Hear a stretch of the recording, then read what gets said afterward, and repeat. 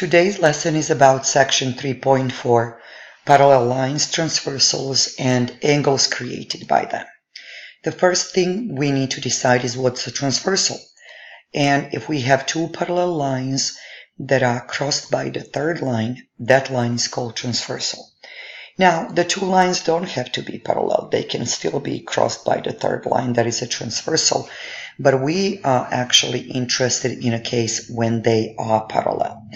And why is that? Because in that case, we have something that is called corresponding angles that have very special relation to each other. So what are the corresponding angles?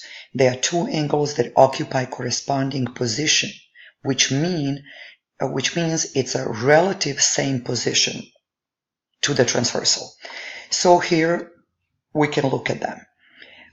Angle 1 and 5, they are both to the left side of transversal above the parallel lines.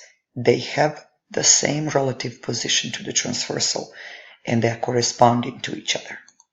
Angle 3 and 7 are also to the left side of transversal but below the parallel lines. They are corresponding angles.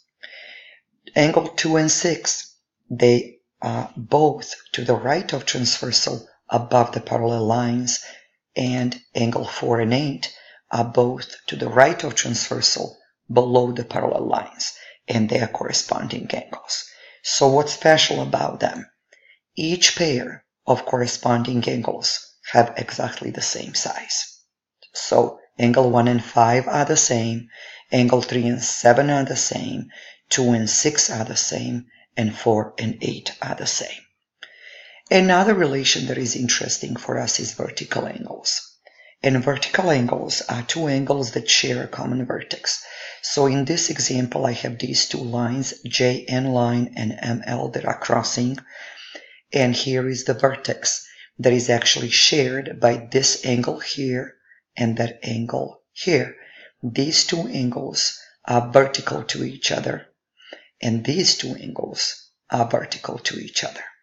Now, when we look at the same example from before of two parallel lines and transversal, we have angle 1 and 4 are vertical to each other, angle 2 and 3 are vertical, 6 and 7 are vertical, and 5 and 8 are vertical. What's special about them? All pairs of vertical angles have the same size. And what happened there is when you combine vertical and corresponding angles, you can recognize that angle 1, 4 are the same, 8 and 5. So all obtuse angles here are the same. And then angles 2, 3, 6, and 7, all acute angles that are created by this transversal and two parallel lines are also the same. So we can use this to find all missing angles when we know just one of the angles that was created by transversal and parallel lines. So now we know that angle 1 is 130 degrees. We have to find the rest of the angles. So 130 degrees is obtuse angle in this drawing, and the only thing that we need to find is what is the acute angle. So, and we can find angle 2 or angle 3. Now, if we look at angle 2, we notice that angle 1 and 2, they form a straight line, which means they are supplementary to each other, which means they add up to 180 degrees. So to find angle 2, we simply take 180 minus 130. We find that that angle is 50 degrees. From this point on, we use our corresponding angles and our vertical angles. So now angle 3 has to be 50 as well because it's vertical to 2. Angle 4 has to be 130 because it's vertical to 1. And now to find this set here, angle 5 is corresponding to angle 1, so it has to be 130. Angle 6 corresponds to 2, has to be 50. It's small angle there. And then we have angle 7 has to be 50. It's vertical to 6. And then angle 8 has to be 130. And you can see that we have 4 angles that are 50 degrees and 4 angles that are 130 degrees. Now I just want you to look at parallelogram. Every parallelogram has opposite angles that are congruent, meaning the same side. So if the big angle there is 120, the opposite has to be, diagonally from it has to be 120. And then the other one pair has to be 60 degrees. If we extend all lines, we can actually see that that's a kind of a crossing of two pairs of parallel sides.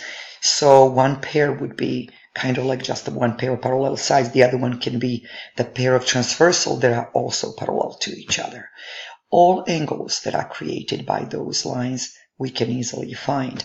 That one has to be 120 because it forms a straight line with 60.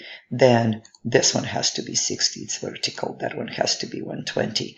Every single angle here, large angle has to be 120 and the small angle has to be 60.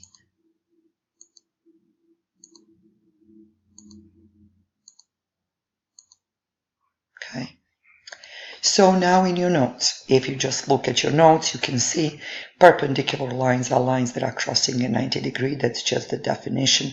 Parallel lines are lines that never intersect. Adjacent angles, that's what we will also be looking at. Two angles that are sharing common vertex, they are kind of leaning onto each other. Here in this example of these two supplementary angles, angle A and B are actually adjacent angles as well. And then vertical angles are two angles that are opposite from each other when two lines cross. They are always the same size. And then transversal, as we were looking at before, you have this is transversal. These are two parallel lines. And we have 8 angles. All big ones are equal to each other and all small are equal to each other. So if we have this drawing at the bottom of your notes and we need to find out what are the measures of angles 1, 2, 3, 4, 5, and 6, we actually can also extend the lines to see, that they are crossing. And we can use what we know about corresponding angles and vertical angles and parallelograms to find all missing angles. So angle 1 and angle 122 form a straight line, so we can find it by subtracting 122 from 180, which would give us 58 degrees. So this angle 1 is 58 degrees. Angle 2 is a big angle. Now it's vertical to this angle here. That angle has to be 122 because it corresponds to 122 angle there. So 2 has to be 122. Angle 3 is across from angle 1 within parallelogram. It's diagonally from it, has to be the same as that one. So that one is 58 degrees. And then by that token, we can actually find angle 5 right away to be 58 degrees. But let's look at angle 4 first. Angle 4 corresponds to angle 122, so it has to be 122 degrees. And we already said angle 5 has to be 58 because it's vertical to angle 3. Angle 6 corresponds to angle 5, and it also corresponds to angle 6, angle 1. And on top of that, angle 6 with angle 4 form a straight line. I can find it that way, any way works. But if it corresponds to angle 5, has to be the same as angle 5, so it's 58 degrees. Now this is all in your notes. For people who would like to look at some extension practice problem, here is that problem. The rest can just go on and start working on their practices. So here is what we have. We have interesting case. The case of two parallel lines that are crossed by another pair of lines, but they are not parallel. We know that this angle here is 40, this one is 120, and we actually need to find all other missing angles. So how do we do that? Here we are. We know this angle is vertical to 120, so it has to be 120. We also know that 120 and this angle here form a straight line, or 120 and this angle there form also, looking at it this way, straight line. So 180 minus 20 would give us that angle here. Now when we know that angle, here is also what we know, that this angle vertical to it has to be 60. And by the token, that angle has to be 60 because it's corresponding to this angle here. Also what we know, since this angle is 40, angle vertical to it, oh my gosh, angle 60, yeah, is vertical to that one. And then this angle here is vertical to this angle there, so it's 40 as well. Now here is what we need. We need to find the rest of the angles. This angle here, when we look at this straight line, we know that this angle plus that angle and plus this angle, they form a straight line, which is 180. So we can find that angle by taking 180 minus the sum of these two angles, which is 100. So 180 minus 100 will give us 80 degrees. So this angle here is 80 degrees, which means that angle vertical to it is 80 degrees. Now, if that angle is 80, this angle here has to be 80 as well, because it corresponds to it. And then that angle has to be 80 because it's vertical to that one. We can find easily this angle here because this angle and that angle form a straight line. So 180 minus 80 will give us that angle. And then the vertical to it is 100. And there you go, we have all angles.